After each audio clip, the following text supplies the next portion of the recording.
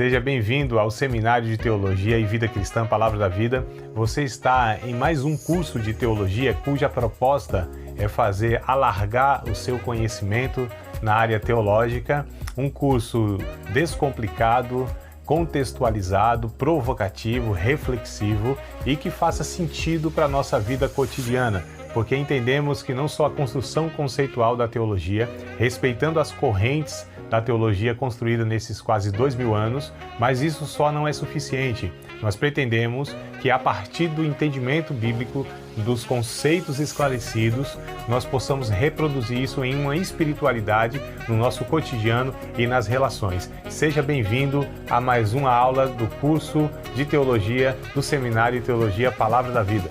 Então é a partir da página 61, que a gente vai estudar hoje, ou seja, esse conteúdo.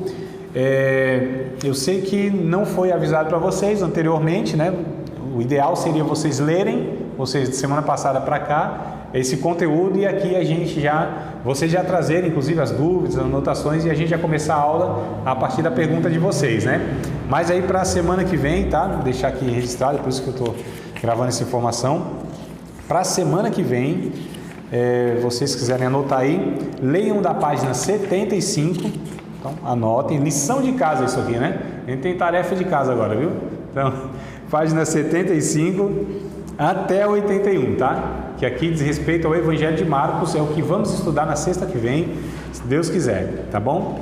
Então, a minha sugestão é que vocês agora com o livro em mãos, estudem, leiam, vocês vão perceber que tem diversas referências bíblicas, então enquanto vocês estiverem lendo o texto, tem a referência bíblica, para lá, pega a Bíblia, lê a referência, tá bom? Para dar suporte aí às declarações, às frases, enfim, o texto, tá bom? Anotem à vontade, ou no caderno à parte, ou no próprio livro, e aí sim vocês tragam, melhor dizendo, as perguntas, as dúvidas, os comentários já no início da aula que a gente desenvolve a partir da dúvida de vocês. Não só para a aula que vem, isso aqui para todas as aulas eu recomendo que vocês façam isso, tá bom? O livro é para isso, meus amados, para ser lido e para a partir dele a gente desenvolver já um conteúdo, tá?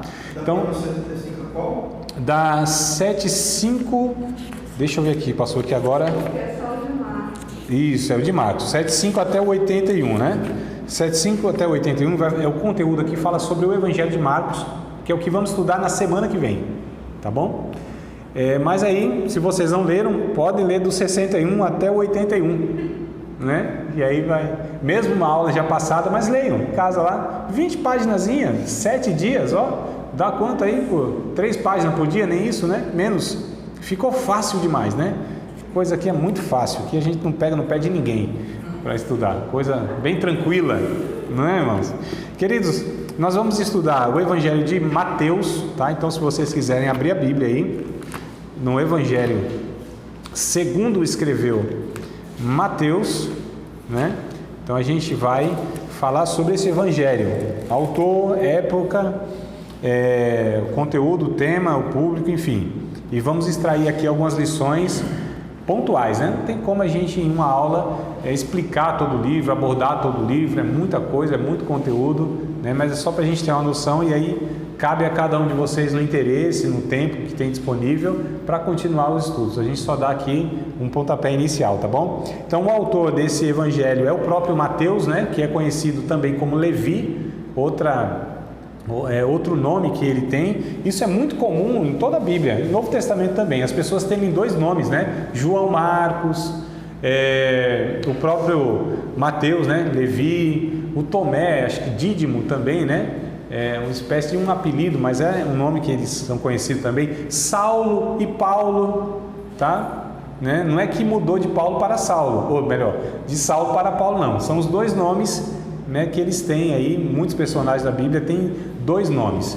Alguns até falam assim, não, mas o Abrão não foi mudado para Abraão, Sarai para Sara, Jacó para Israel? Sim, ele sim, mas no caso de Paulo não. Paulo não tem. Aí esse não é o mesmo exemplo como os outros, tá? Mas Mateus, um cobrador de impostos, trabalhava na coletoria lá em Israel, também chamado de Levi, como eu disse, e um dos discípulos de Cristo é o autor deste evangelho. Qual é o tema que ele escreve, né? Qual o tema que ele aborda, melhor dizendo? O que ele escreve, o que ele enfatiza sobre a vida de Jesus?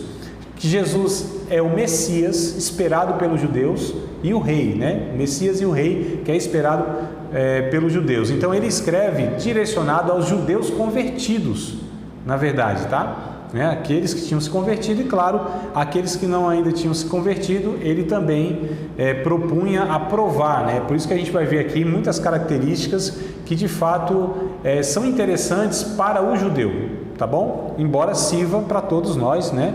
Enfim, então o público-alvo são judeus. O capítulo 5, 6 e 7, irmãos, se vocês quiserem já abrir, vamos tentar acompanhar na Bíblia aí, seja na versão antiga igual a minha, né? Na Bíblia física, ou na versão mais moderna no celular aí, ó. Coisa boa. No capítulo 5, 6 e o capítulo 7, contém o sermão de Jesus, né? Que fala dos princípios, virtudes do reino de Deus. Então, Mateus, ele vai registrar, embora em Lucas também tenha, né? Um pouco diferente, mas tem. Marcos não tem, João não tem. Mas Mateus, ele enfatiza aqui esse discurso de Jesus que é chamado de o Sermão do Monte, que ele vai do capítulo 5 ao 7, né? Vamos ler lá o capítulo 5, verso 1, só para 1 e 2, né? E depois a gente vai para o final do sermão, tá? Então, Mateus capítulo 5, verso 1 e 2. Jesus, vendo a multidão, subiu ao monte e, assentando-se, aproximaram-se dele os seus discípulos. Então, Jesus vai falar... Esse conteúdo aqui vai ser falado por Jesus ou ensinado por Jesus, né? Jesus não pregava como a gente prega muitas vezes hoje, né? Jesus ensinava todas, sem exceção, todas as vezes que Jesus ia comunicar alguma coisa era por meio de ensino, de instrução, tá? Mestre por excelência, né?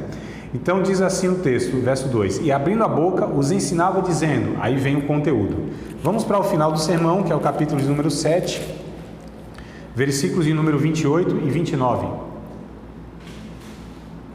Está escrito: aconteceu que, concluindo Jesus esse discurso, a multidão se admirou da sua doutrina, porquanto os ensinava com autoridade, não como os escribas. Então, todo o capítulo 5, 6 e 7 é o chamado Sermão do Monte, tá?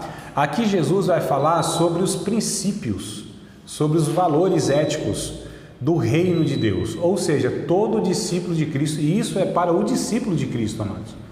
A gente não pretende ensinar, né, não exige-se daquele que não nasceu de novo as virtudes do reino de Deus.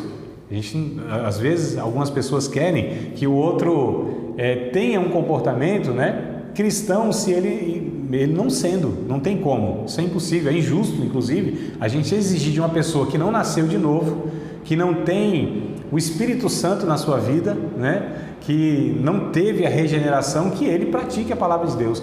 Talvez as nossas brigas dentro de muitas igrejas, né? Estou falando da liderança, quando tenta fazer alguma coisa e convocar os irmãos para fazer alguma coisa relacionada ao reino de Deus. É um sofrimento, às vezes é uma dificuldade, vem meia dúzia, a igreja pode ter 500 pessoas, às vezes meia dúzia, né? Naquilo que a gente considera como de fato relevante para o reino de Deus, para festa, para churrasco, para batismo, aí vai um bocado de gente, retiro, essas coisinhas assim, vai um bocado, vai gente até que não quer mais, né?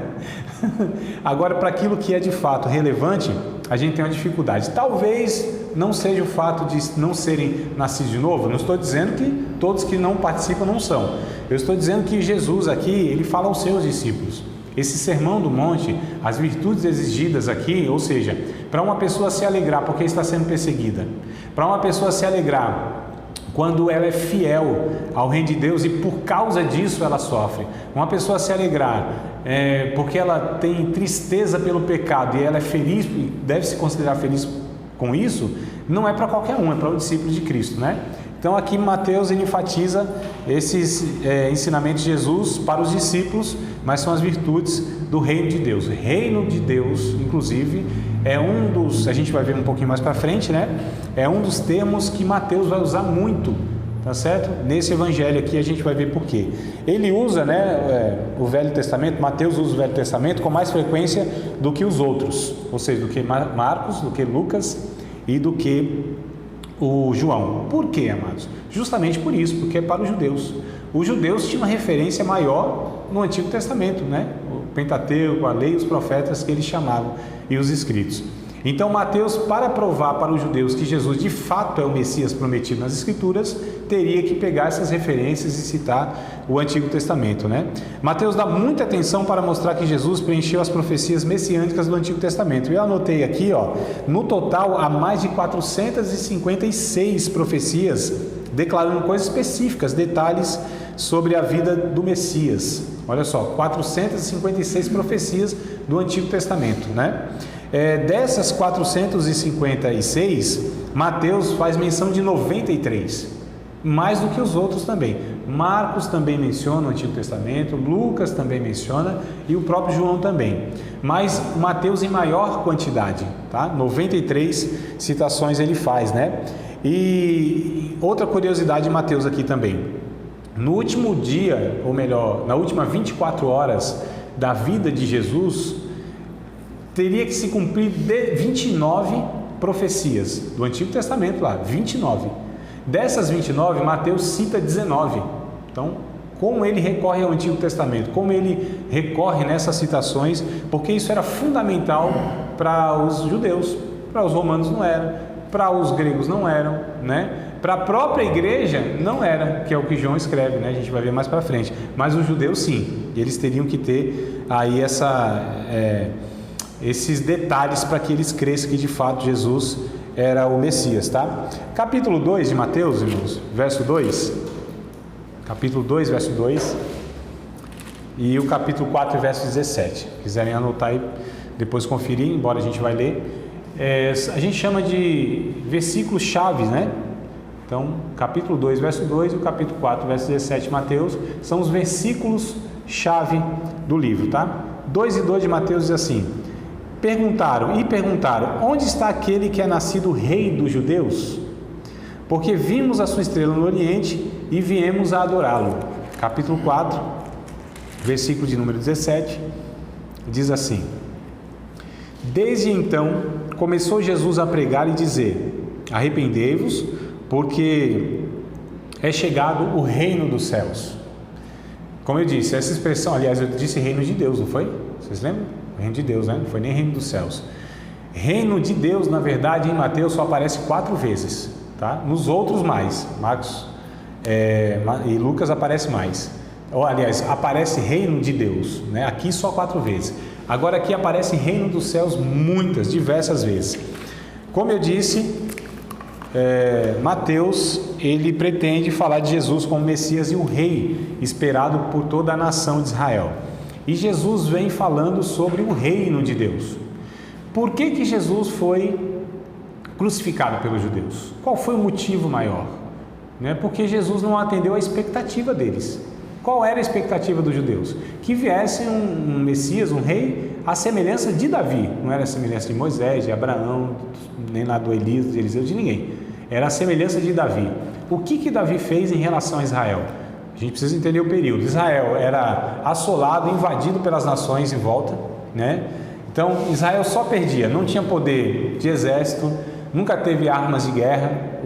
Hoje tem, hoje é uma das potências mundial, né, em tecnologia e poder bélico. Israel assim é muito respeitado, mas naquela época não. Antes de Davi não era. Tá certo? Quando guerreava e ganhava uma guerra é porque Deus intervia mesmo, era milagre de Deus, né? Que esse povo sempre foi frágil, sempre foi um povo pequeno e tal, né? Um grupo de escravos, na verdade, né? A nação de Israel. Então Davi veio e Deus, através de Davi, fez com que as nações respeitassem Israel. Davi foi quem guerreou as guerras, venceu os filisteus, venceu, né, aquele povo, todas aquelas nações em volta. E aí, então, libertou Israel dessa escravidão que muitas vezes Israel vivia, né, em relação aos outros povos. Então, os judeus nessa época viviam também uma espécie de opressão. Aliás, viviam uma opressão política que era Roma. Roma era o império mundial que subjugou o mundo todo, inclusive Israel. Israel pagava imposto, né? Israel não fazia o que queria, não condenava quem queria. Só tinha direito, Israel, aliás, os romanos, o Império Romano, ele deu uma certa liberdade religiosa, né, para Israel, mas as questões de execução penal, por exemplo, eles não poderiam fazer da forma que eles queriam. Eles tinham que ter autorização, né? Tanto é que para crucificar Jesus e condenar Jesus, teve que ter lá o Herodes, teve que ter o Pilatos lá para, né, para dar o aval, senão eles não teriam condição de fazer isso, tá? Eles não tinham poder, na nação deles não tinham poder de executar, de cumprir as penas dele lá. Só a questão religiosa, né? E aí o que acontece? Eles eram oprimidos, eles esperavam então que viesse um libertador, alguém que, né, liderasse um grupo para se rebelar contra Israel. Foi por isso que Judas seguiu Jesus. Aliás, foi por não acontecer isso que Judas traiu Jesus. Dentre esses 12 discípulos aí, os chamados 12 discípulos de Cristo, tinha um tal de Simão o Zelote, né? Também tem esse camarada que aparece aí. Os Zelotes eram um grupo revolucionário lá, rebelde, lá em Israel na época. Eles se rebelaram contra o governo lá de Roma. Então, dentre os discípulos de Jesus tem também aí um cara que era desse grupo. E Judas também. Quando Judas percebeu que Jesus não ia por esse caminho, ele, não, cordeiro manso, vai se entregar, né, para os líderes religiosos, aí Judas vai e trai Jesus. Então, toda a nação de Israel, inclusive, traz Jesus quando percebeu que ele não ia ser essa pessoa que libertaria, tá? Então, eles desconsideraram, isso aqui não é o nosso rei, quem é que quer um rei fraco, crucificado? Tanto é que o Isaías, no capítulo 53, vai descrever o rei, né, cheio de hematoma, nenhuma beleza víamos para que o desejássemos, né? Essa não é a questão física de Jesus, é a situação dele crucificado, cheio de hematoma, um rei frágil, vencido pelo poder político, o poder religioso inclusive. Então, que rei é esse que a gente vai desejar? Nenhuma beleza nós vemos nele. Isaías já profetiza isso, né? Então eles crucificam pelo fato de perceberem isso, eles esperavam, mas Mateus vai falando, não, ele é o Messias, ele é o rei que a gente estava esperando. E aí Jesus vem pregando de fato a mensagem do reino dos céus ou do reino de Deus. Quando Pilatos, o Herodes, não me lembro agora exatamente, pergunta, tu é rei? Para isso eu nasci, eu sou. Só que o meu reino não é deste mundo, porque se fosse, os meus súditos estariam aí brigando por mim, né? Então, essa mensagem principal do reino dos céus, amados. E o que é o reino dos céus? Aí a gente vai recorrer a outro evangelho, a gente não está estudando ele agora, mas vamos lá em Marcos capítulo 1, versos 14 e 15, para a gente entender essa mensagem em Mateus, né? Embora a gente está indo em Marcos lá, mas essa mensagem em Mateus que o Mateus enfatiza, né? Que Jesus é o rei, e aí esse rei, ele veio falando sobre essa mensagem, que é a mensagem do reino dos céus, e é a principal mensagem de toda a Bíblia, principalmente dos evangelhos e também das cartas que seguem, né? Marcos capítulo 1, verso 14, verso número 15, diz assim: depois que João foi entregue à prisão, veio Jesus para a Galiléia pregando o evangelho do reino de Deus. Só um parênteses aqui. O próprio João Batista, irmãos, duvidou se Jesus era de fato o Messias, viu? O próprio João Batista, que batizou ele, era primo dele, né? Porque o João Batista também, como todo judeu, esperava essa libertação. Quando João Batista na prisão viu que Jesus não estava fazendo aquilo que ele esperava, ele enviou os discípulos dele para perguntar para Jesus se de fato ele era o Cristo ou se ele esperava outro. Olha que coisa interessante, né? Então pergunta lá para Jesus se ele é o Cristo mesmo ou se a gente espera outro. Jesus nem responde, nem que sim, nem que não, só fala, vai lá para João e fala para ele o que eu estou fazendo aqui, o que está acontecendo aqui, pregando o evangelho aos pobres, curando os enfermos, né? Que isso era a profecia de Isaías 61, o Espírito do Senhor está sobre mim. Lembra desse texto, amados? Né? Me enviou para pregar boas novas aos mansos, libertar os cativos. Só que não é os cativos nesse sentido aqui, né? Político, social, mas os cativos da prisão do pecado. Então eles não entenderam essa mensagem. E, aliás, estava claro no Antigo Testamento, mas eles esperavam outra coisa. Como está claro hoje a mensagem do Evangelho, parece que os crentes entendem outras coisas. Então, voltando aqui no verso 14, veio Jesus para a Galiléia pregando o Evangelho do reino de Deus e dizendo, o tempo está cumprido. Então ele vai falar, ó, se cumpriu, o tempo está cumprido e o reino de Deus está próximo, arrependei-vos e crede no Evangelho. 3 pontos que eu quero destacar aqui nesses 2 versículos. Primeiro, o tempo está cumprido, ou melhor, o Evangelho do Reino de Deus, o tempo está cumprido, né? O reino está próximo, arrependei-vos e crede no Evangelho. São 5 pontos, né? Eu falei 3, mas são 5 pontos aqui, ó. Tá certo? Dá mensagem para domingo isso aqui, padrão. Né?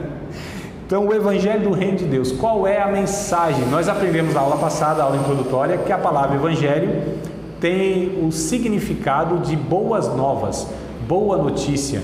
Qual é a boa notícia? É que o reino de Deus chegou, está cumprido. O reino de Deus não é um projeto para o futuro, amados, embora ele se estenda até a eternidade, mas o reino de Deus, na mensagem de Jesus, é aquilo que já estava sendo iniciado ali com a sua vida e com a sua vinda. Isso que a gente precisa entender. O reino de Deus começou com um rei, com o próprio Jesus, com a sua mensagem, né? A gente chama de um reino já iniciado, mas ainda não completado. Um reino de Deus que começou com o anúncio de Jesus, né, com os feitos de Jesus, os seus discípulos, seus apóstolos dão sequência a isso, e nós estamos vivendo, ou deveríamos viver isso, ou seja, o reino de Deus aqui e agora, né? O ainda já, mas o agora já, melhor dizendo, mas o ainda não. Agora já experimentamos esse início do reino de Deus, ou seja, aquilo que o reino de Deus traz. É possível viver, olha só, amados, aquilo que o Evangelho anuncia aqui agora, lógico que parcialmente. Não tem como a gente ter a plenitude, só na eternidade que a gente vai ter isso, né? Mas, por exemplo, Romanos capítulo 14, verso 17, lembram o que está escrito? 14, 17 de Romanos. O reino de Deus não é comida nem bebida, mas é justiça, paz e alegria no Espírito Santo. É possível viver, né? A justiça, a paz e a alegria no Espírito Santo. De uma forma plena? Claro que não, só na eternidade. Mas é possível viver uma porção do céu na terra. Então, o reino de Deus propõe isso, um reino já iniciado. Por quê? Porque o reino de Deus não é um local, não é um lugar.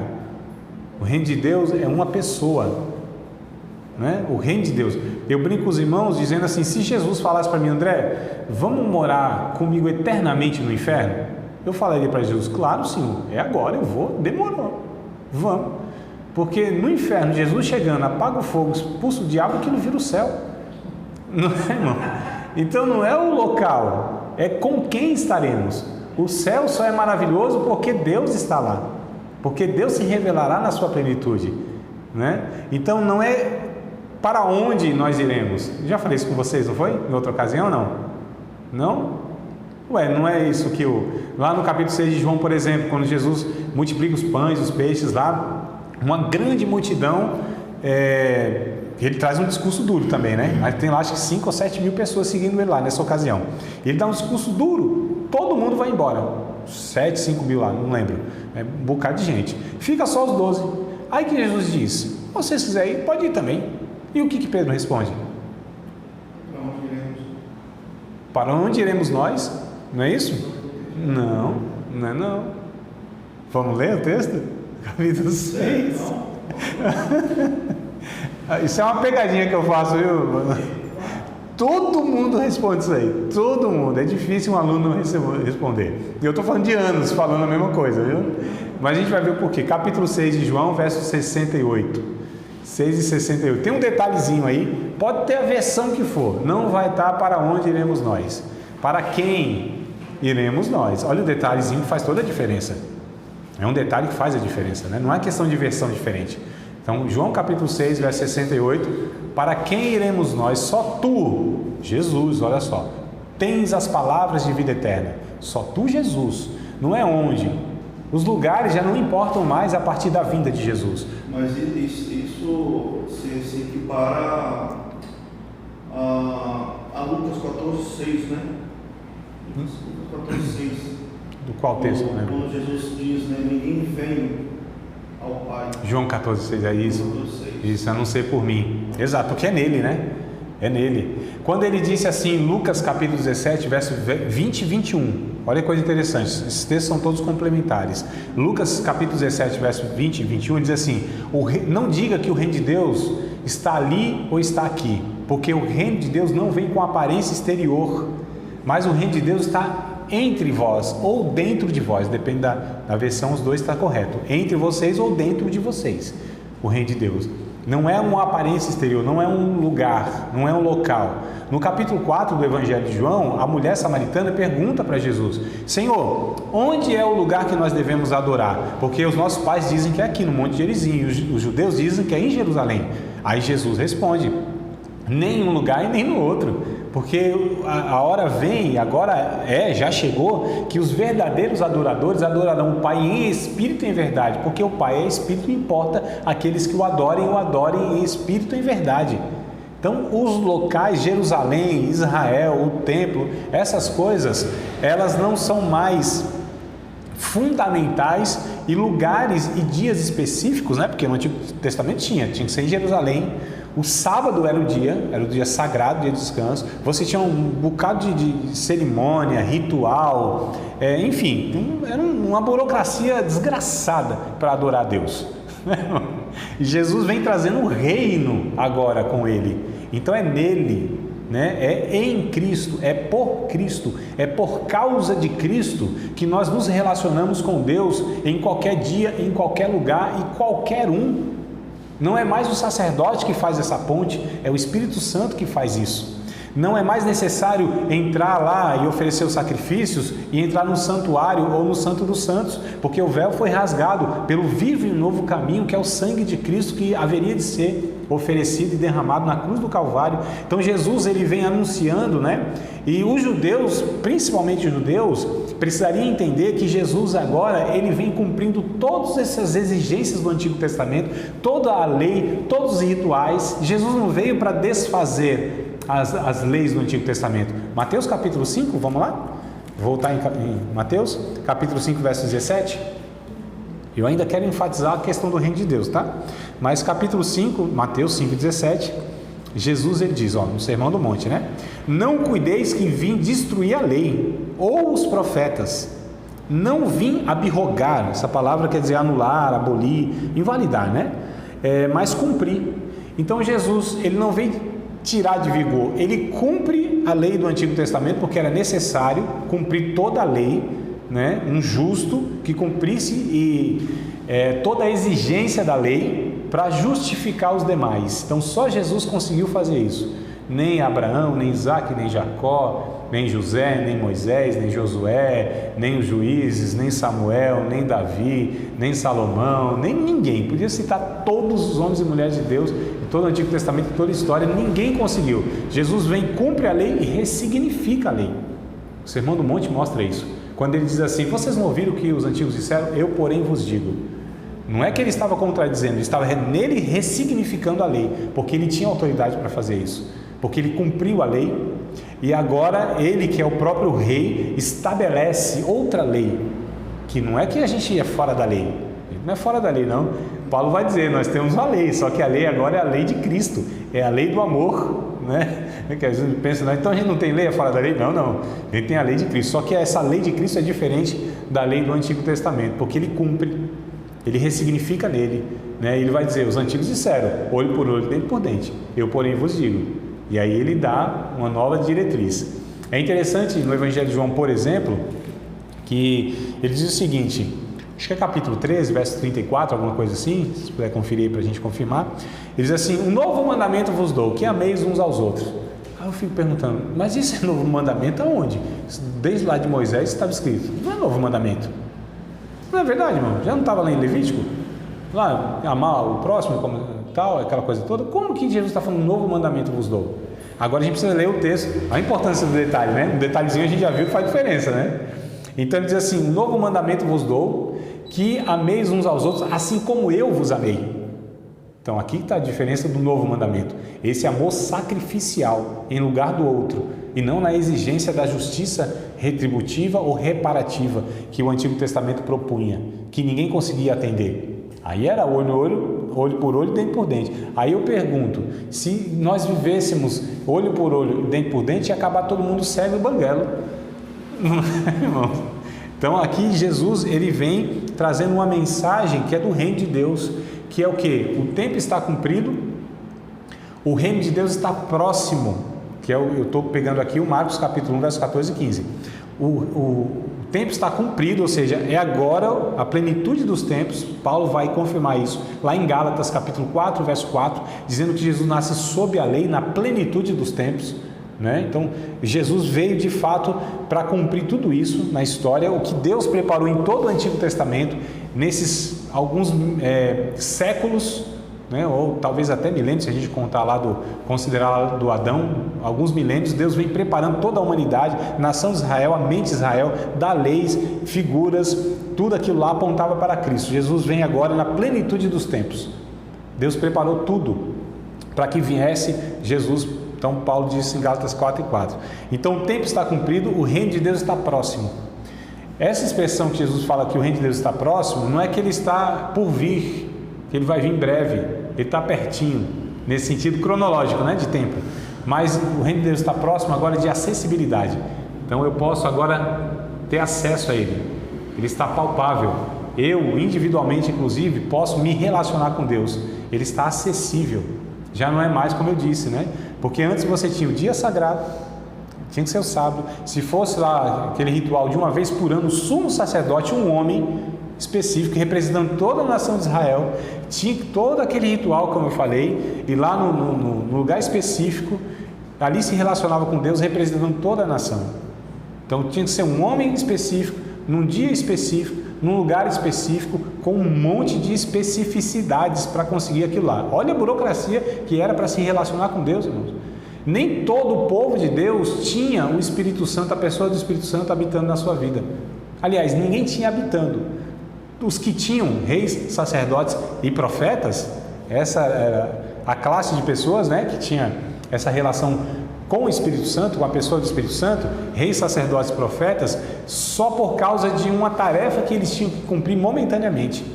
Então tinha essa realidade, o Espírito veio sobre a vida de alguma pessoa, não pode sair a qualquer momento.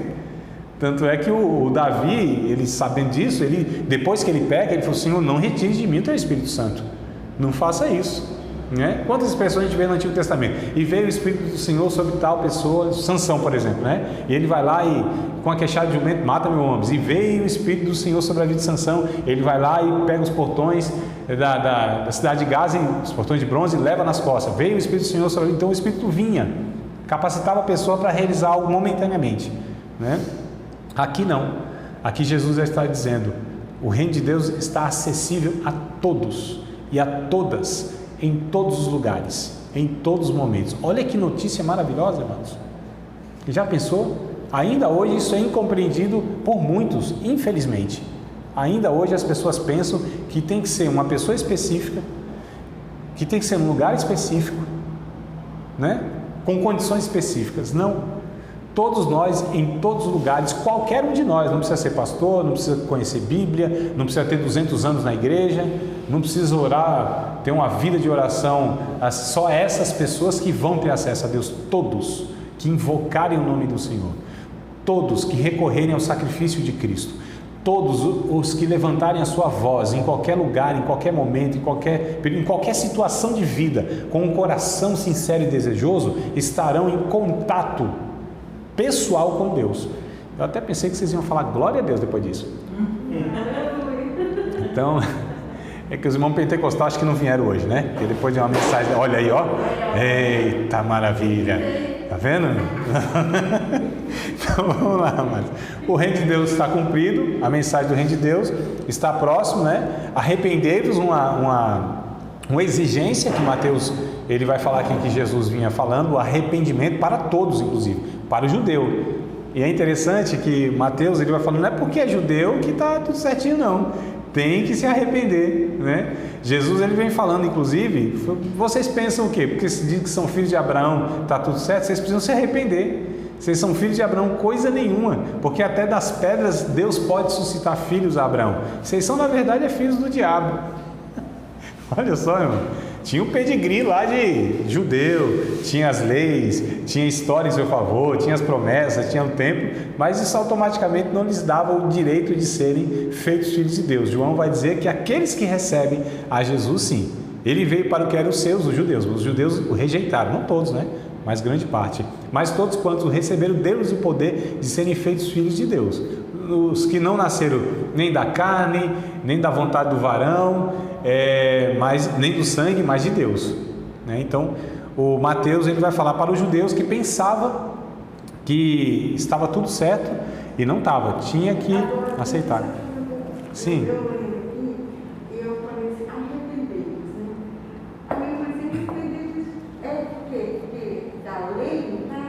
Se arrepender? Viviam naqueles rituais. Para eles ir ao templo, ali, proferir ali a palavra, estava tudo certo. Sim. Ele era só para eles. Esse arrependimento que eles tinham que se arrepender, é isso que eu estou falando. Sim. Esse arrependimento é de quê? Tá, qual era o arrependimento que eles tinham que ter? Em relação a quê, não é? João Batista, um pouquinho antes de Jesus, João Batista, perguntaram para ele, porque ele vinha anunciando. Quando a gente pega João Batista, e Marcos mesmo aqui que a gente está lendo, né? Quando a gente pega João Batista vem falando a mesma coisa que Jesus: arrependei-vos, né? Porque a vocês é chegado o reino de Deus. Então a mesma mensagem que João Batista vem falando, Jesus dá continuidade. No caso de João Batista, perguntaram para ele: o que nós precisamos então para sermos batizados? Aí ele disse: bom, vocês que são soldados, por exemplo, o que precisam fazer? Não tratem mal ninguém, se contente com o salário de vocês, ou seja, não aceite corrupção. É velho esse negócio, né, de hoje, né? Então, ou seja, a pessoa que tem autoridade, aproveitar dessa autoridade para maltratar pessoas, oprimir pessoas e se corromper também, propina. Então tá, soldados de Roma, o arrependimento era não deixar de ser soldado de Roma, não é isso? Enquanto soldado de Roma, mas você tendo agora um caráter ético, né? Ou seja, honestidade, generosidade, misericórdia. Então aí nós precisamos fazer o que, João Batista? Bom, vocês têm 2 capas? E tem um que não tem nenhuma, então reparta a sua capa, generosidade. João Batista, ele veio então preparando esse caminho, esse anúncio de Jesus, que Jesus falaria depois, e os apóstolos dão continuidade a essa mensagem, né? O que é a evidência do arrependimento? É quando há mudança de vida, é quando há transformação de vida, e só é possível isso através do novo nascimento, né? Então, os judeus precisam se arrepender do quê? Dos seus pecados, ou do seu pecado. Aí a gente recorre a João, Evangelho de João, capítulo 16, vamos ler o texto? A gente vê aqui, qual é o arrependimento? Existe um pecado que é chamado de pecado mãe, é o pecado máter, é o pecado que gera todos os outros. Eu vou falar uns negócios aqui, irmãos, que parece meio estranho, né? Mas é assim, vocês sabiam que o que vai levar as pessoas assim para a condenação eterna, inferno é condenação eterna, não é porque ela se prostitui, rouba, mente, usa droga, enfim, faz todas essas coisas aí que a sociedade já condena, né? Não precisa nem o Espírito Santo reprovar, a sociedade reprova, no mínimo de bom senso.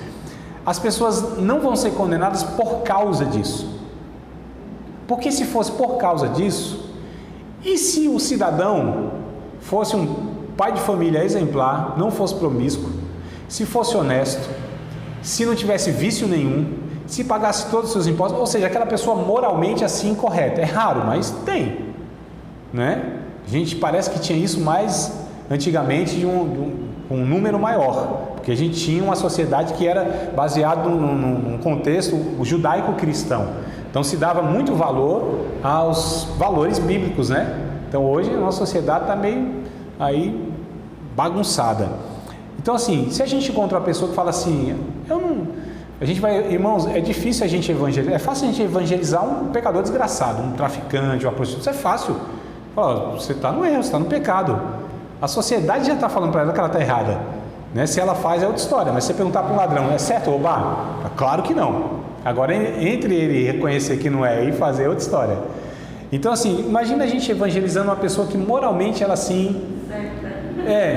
e talvez ela fale assim, rapaz, você está falando que eu preciso me arrepender do quê? Porque eu tenho até um vizinho lá, que ele é da sua igreja, e ele é pior do que eu. Já pensou, não? E a gente às vezes tem esses casos, né? Aí como que a gente iria evangelizar uma pessoa dessa? Como que a gente ia falar, ela vai precisar se arrepender do quê?